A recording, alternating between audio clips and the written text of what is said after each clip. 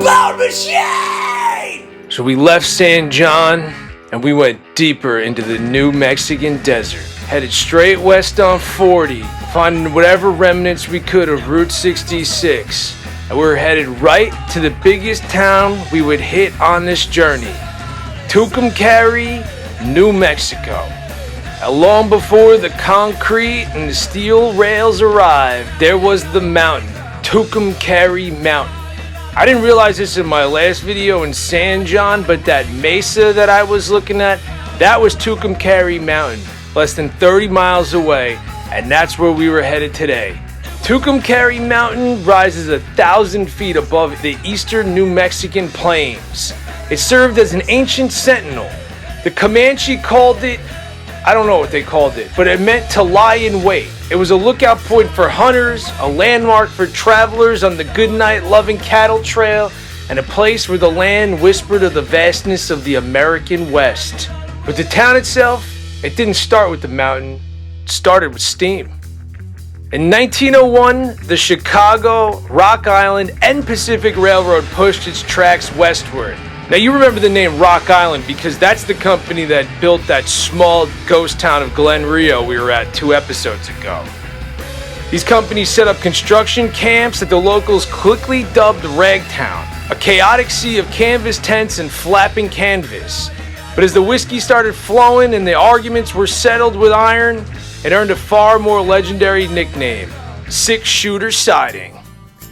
By 1902, the tents were given way to wooden brick. A group of pioneering merchants, including the Goldenberg brothers, saw a permanent future here. They surveyed the land, and by 1908, the Rough and Tumble Camp was officially incorporated as a city, trading its outlaw moniker for the permanent name, Tucumcari. It quickly grew into a vital trading hub for cattle, wheat, and all things rail logistics. Before I started this trip, I'd never heard of the Ozark Trail, and now it's coming up in the research I do for every one of these towns and cities. So if you're like me and you'd never heard of this, here's some background. It was the first massive groundbreaking network of early automotive highways, this Ozark Trail. It was formed in 1913 and it belongs to the era of auto trails, which was a chaotic time before interstate numbers existed. So private organizations marked dirt roads with painted telephone poles to help tourists navigate the country by car. The Ozark Trail was the brainchild of William Harvey, an eccentric multimillionaire politician and businessman from the Ozark Mountains in northwest Arkansas. He had a big expensive hotel out in the mountains, and to get wealthy urbanites from places like St. Louis and Kansas City down to his resort, he needed decent roads. Cars were exploding in popularity by 1913, but outside of major cities, roads were mostly rugged, unpaved wagon tracks that turned into impassable mud pits whenever it rained. So in 1913, Harvey organized the Ozark Trails Association. Instead of building brand new roads from scratch, the association partnered with local towns to piece together existing country roads, put up signage, and actively lobby local governments to gravel or pave them. Its peak in the 1920s, the Ozark Trail spanned thousands of miles, which stretched from Missouri, Arkansas, Kansas City, Oklahoma, Texas, and New Mexico.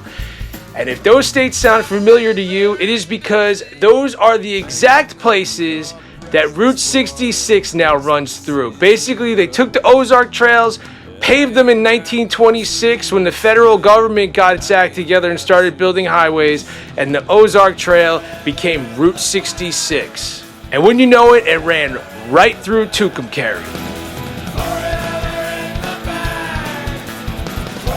As the Mother Road brought a steady stream of Dust Bowl migrants, tourists, and truckers, Tucumcari completely reshaped itself. Blacksmith shops became gas stations, livery stables became motor courts. The town grew linearly, transforming into a glowing, multi-mile showcase of these Art Deco gas stations and motels. By the 1940s and 50s, the iconic phrase, "Tucumcari Tonight," was plastered on billboards for hundreds of miles across the Southwest. But it wasn't just a slogan, it was an invitation. Motorists were lured in by a spectacular sea of buzzing, colorful neon signs. Establishments like the famous Blue Swallow Motel, still there today, became symbols of the ultimate American roadside experience. And for a few glorious decades, Tucumcari was the undisputed neon oasis of the desert.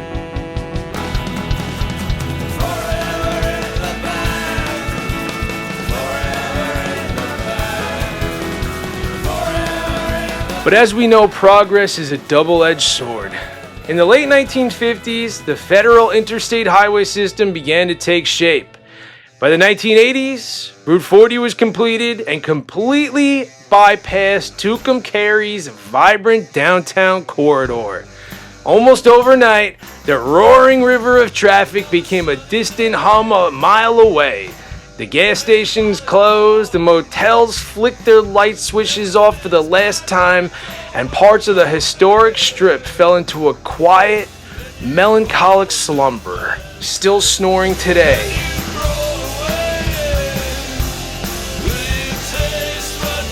Tucumcari did not fade into a ghost town, though.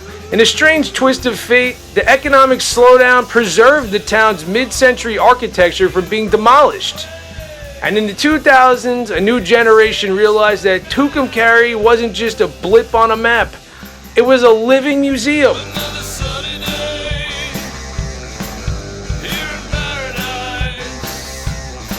As you can see now, Tucumcari is basically half alive. There's people there, there's people living in the houses, there's cars, there's stores, there's great taquerias with that delicious New Mexican green or red salsa. It's a rough place though. When I went to the All Sups, I had about 12 people coming in online, jittering and drooling on themselves, buying shooters and those like big gulp cups, and then buying vodka over the counter and then immediately pouring it into the cups and getting back in their cars and continuing on their way. I've never seen a place where you could just buy shooters of vodka over the counter at a gas station. But Tucumcari looks rough, but everybody we met was super nice. The ladies at the taqueria told us that every summer when the first rain hits, all the tarantulas come out of their burrows and cross over to go mate or lay eggs or something on like some other side of the desert. So the townspeople pick them up, play with them. The waitress showed us pictures of her daughter covered in these tarantulas. They looked like they were having a great time. Tucumcari's holding on. I highly recommend it. It's cool. It is a living museum. There is nothing like it.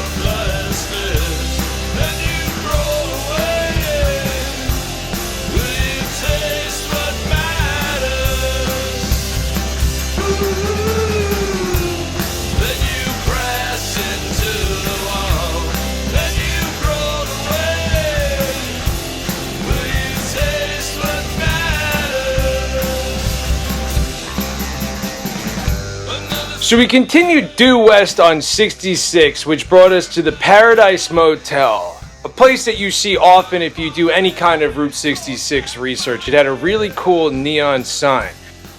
Unfortunately, the hotel has been permanently closed for a long time, and it's been devastated by two major fires set in late 2017 and early 2018. The 1950s era motel buildings were reduced to ashes and unsafe ruins, and the famous neon sign initially survived the blazes, but to protect it from ongoing vandalism and damage, the property owner removed the signs in late February of 2018. They were subsequently acquired by a private collector for preservation, and a fully restored original Tucumcari sign from the era can be viewed by visitors at the New Mexico Route 66 Museum. As you can see what was left behind here, there have definitely been people living in here since this fire broke out. These desert people are tough and resilient, and they are hardcore, and they love their meth. So you see that right there, that mattress? Somebody's definitely been living in there. Not a place you want to poke around at night, probably.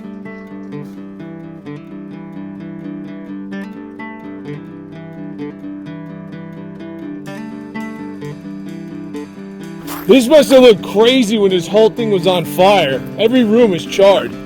So from a desert land full of Apaches and Comanches to a lawless railroad town full of six-shooters and cowboys and cattle rustlers, and finally to a monument of American resilience, Tucumcari has survived by doing what it has always done best: adapting to the horizon, welcoming the traveler, selling enough tacos to keep the lights on.